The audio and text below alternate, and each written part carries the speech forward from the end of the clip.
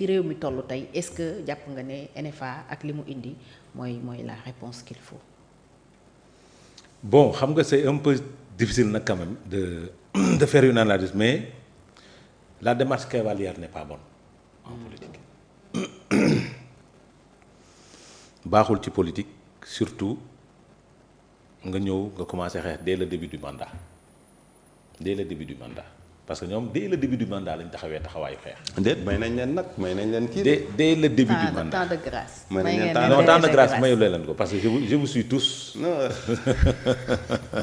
pourtant may nañ leen temps de grâce dans NFA may nañ leen temps de grâce. j'ai dit je vous connais tous da ngeen yàgg xeex après vous vous êtes retrouvés pour xeex pour continuer ce combat là. kon ñoom ay xeexkat lañ. maintenant ay xeexkat lañ maintenant le combat xeex bi baax na. mais travailler aussi à la massification am na solo. ñu ngi ciy liggéey nee na. oui mais il faut le faire. parce que su nekkee da nga porter combat mu nga dem gisoo ci issue depuis presque 15 mois yéen a ngi xeex adopter beneen stratégie dina ci baax. pas impliquer les partis classiques mais aller vers les populations c'est important da ciy am solo. mais pour assurer la présence et la reconnaissance. mais grand ñun ci loolu la ñu nekk. xam déglu rek. man ñëw naa ñaar yoon seen marché. waaw loolu dëgg la je suis un peu gêné su ma ñëwee ci marché NFA surtout des jeunes je vois qu'une quinzaine de personnes je me dis que y a un travail préalable. mais boo fàtte ni tam c'est un nouveau mouvement hein. moo tax ma ne may ma tuuti rek di nga ma bàyyi nag ma may la. non di nga ma bàyyi ma wax la. non dama lay. pour moi y a un travail préalable. dans la massification dans le cadre de la massification. mais ñun politique même bu nekkee rek autrement j'ai lañ dit koy defee. autrement boobu. allez-y vers les populations parce que ak population bi ngeen di waxal. population moo tax ngeen di xeex parce que du sa jëmm ji moo tax ngay xeex. population mooy tax ngay xeex. demal wax ak population bi soo waxee population bi kenn dootu la jàppati ci génn leen ngeen xeex parce que su boobaa dañuy génn c'est-à-dire organiser des moments de communication avec le peuple. pas seulement à travers les réseaux sociaux mooy mu am contact direct su boobaa la tëju li calme dal toog parce que la population ñi ngi xool fan la ñu jëmale seen bopp koo xamante ne mën na porter seen doléance yóbbu leen. la masse silencieuse gisuñu leen damay toog ak ay boy yu takk bracelet ca biir banlieue ba xam nga lu ñu may wax grand gisaguñu ku taxaw. mënuñu parce que fi mu ne nii. amuñu gisuñu alternative bi. alternative baa ngi nii. waaw non loolu tax ma ne la. aller vers vous pouvez être l'alternative ah vous pouvez mën ngeen ko nekk ci kaw ngeen wàññi dem vers les populations nu ñu koy tuddee des rencontres de communauté d'information yooyu populaire ngeen dem vers ça avec des discours yoo xamante ni autrement. yoo xamante ne day andi population vers yéen parce que fi mu ne nii y a de la matière. y a un travail de terrain à faire. y a de la matière loo leen mën a wax askan bi parce que loo leen wax askan bi rek askan bi nga koy dund. mais il faut que askan bi wóolu leen pour mën leen a topp.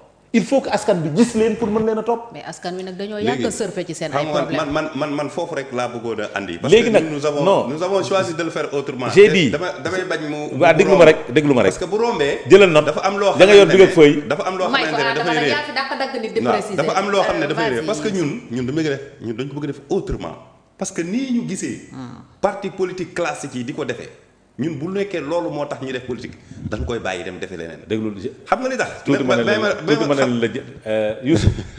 non mën nga wax la jotaay. parce que nit ñi moom la ñu gën a xam. Sénégalais yi gars yi moom la ñu gën a xam ci réseau yi.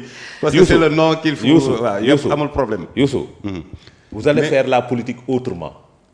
soyez proche de la population. politique bi mooy ñii suñu élection locale jotee. su élection jotee rek lañ leen di gis ci population bi. les partis classiques élection ba élection la ñuy dem ci population bi. mais pourtant ci loolu la ñu nekk. déedéet dama ne xam nga grand. man par exemple. je suis dans la banlieue. gisaguma RPI yi boo xamante ni NFA moo ko organisé pour jël les questions importantes de ces localités pour wax ak askan bi par rapport à ça. mais dinañu yegg si dinañu yegg si c'est que moom laa koy wax nii. mars ak léegi c'est que 3 mois. léegi nag kon nag bàyyi ñu jël orientation boobu jël ko boole ko seen jox leen ko programme. d'accord. maintenant ma wax la. la nature a horreur du vide. yaa ko wax léegi Barthélémy Dias se prépare. Non, nous on est content de le voir peut-être. Non, j'ai dit parce que là, il se prépare. Mais li ma leen di conseiller. refuser que Ousmane Sonko se positionne comme l'alternative de Diomaye. bañ leen loolu. te intelligence politique moo leen di permettre ngeen bañ ko. parce que mu neex leen mu naxari leen mi ngi politique. moment bi ngeen di toog di def yenn yi moom mi ngi politique. te nit mënu ko teree politique nit mënu ko teree positionné wu comme l'alternative parce que jusqu'à présent on n'a pas vu l'alternative gisuñu l'alternative à Diomaye bëgg naa mu nekk yéen mais gisuñu ko Sénégal ba Sénégal daj. non grand na gaa yi koy gis moom lay daj. non dégg mais gaa yi koy gis xëy na yow gisuloo sama analyse bopp Adama sax day fàtte ne yéen ñetti weer dong ngeen. non mais dama ne mais grand. waaw déglu dama ne bëgg naa dama may ma def j'ai fait une lecture globale pas au niveau du MFA. je dis sénégalais yi gisaguñu alternative à Diomaye yi. wax su ñuy wax dëgg. bés bu ñu gisoon alternative bi dañuy dem ci ñoom. mais dafa teel nag Adama yow. mais 15 mois nii. waaw.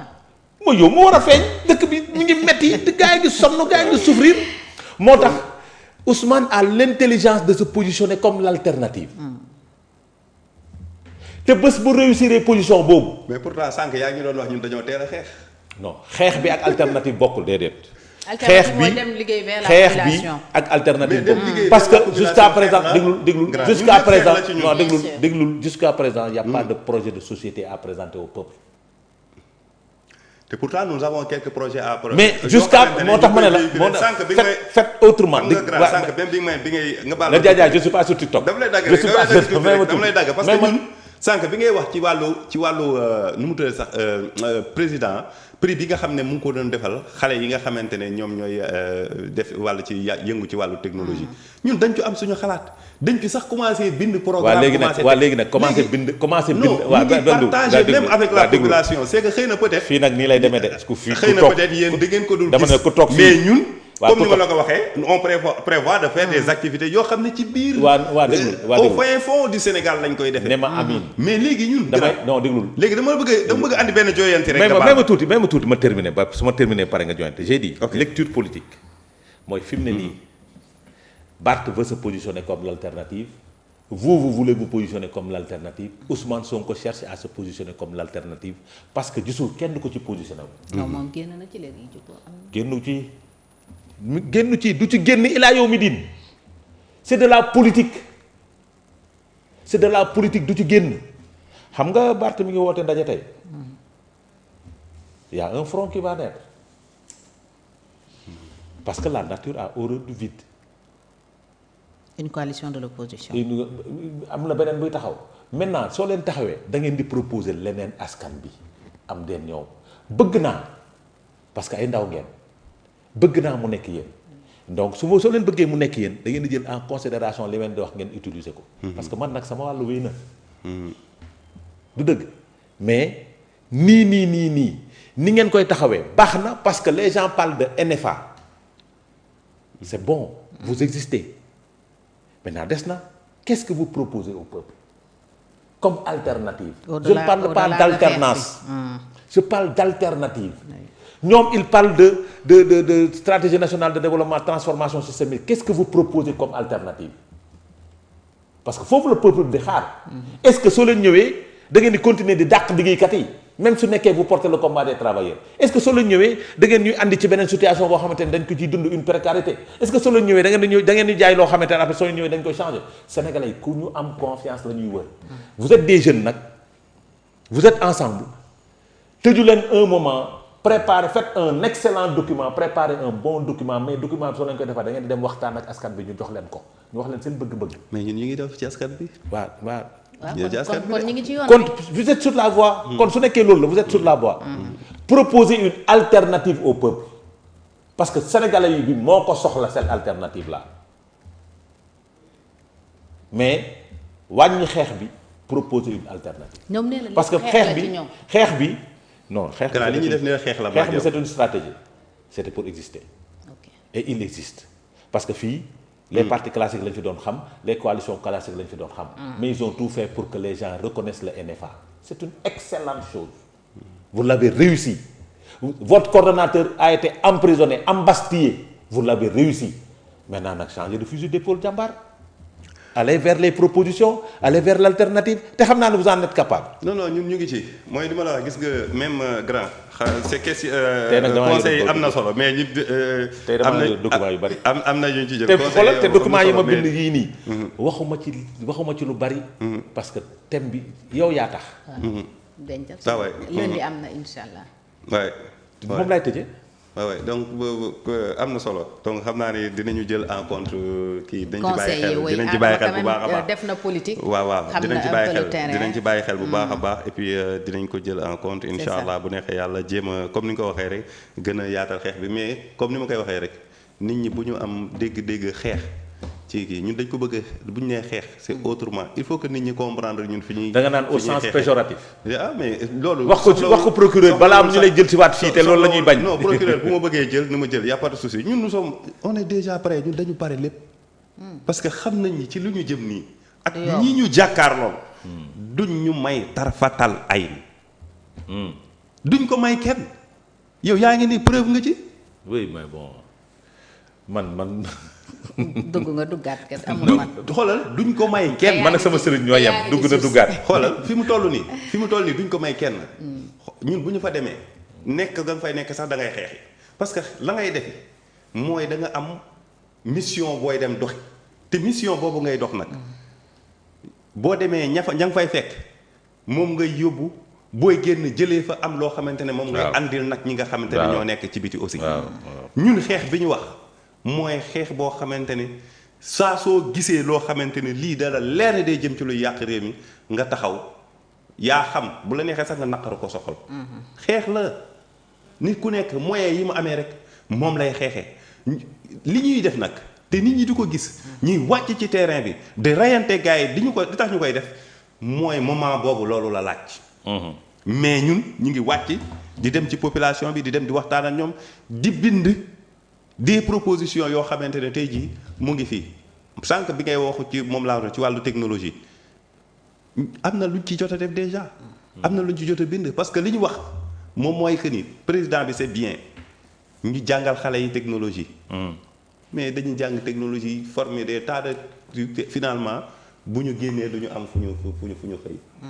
li ñu war a def moom mooy état bi ci boppam. investissement yi nga xamante ne da koy def ci wàllu recherche yooyu technologique ak yu demee noonu état bi jëlal ko boppam ut xaalisam mën a orienter politique yi nga xamante ne moom la bëgg a teg bu boobaa ci noonu rek lay mën a contrôler li nga xamante ne moom mooy éducation boobu ngay wax noonu. très bien. jërëjëf Youssou Adama kon. waaw mais non dinaa ko ci dugal pas li muy wax. dinaa ko ci dugal parce que Fatou dañ ñu jaayoon fii Sénégal ne dafa am une dette cachée. de 4000 et quelques milliards te wax nañ ne tax c'est 5000 milliards. oui premier ministre loolu la mujjee wax. premier ministre moom la mujjee wax. dama lay yónnee benn document nga partagé ko fii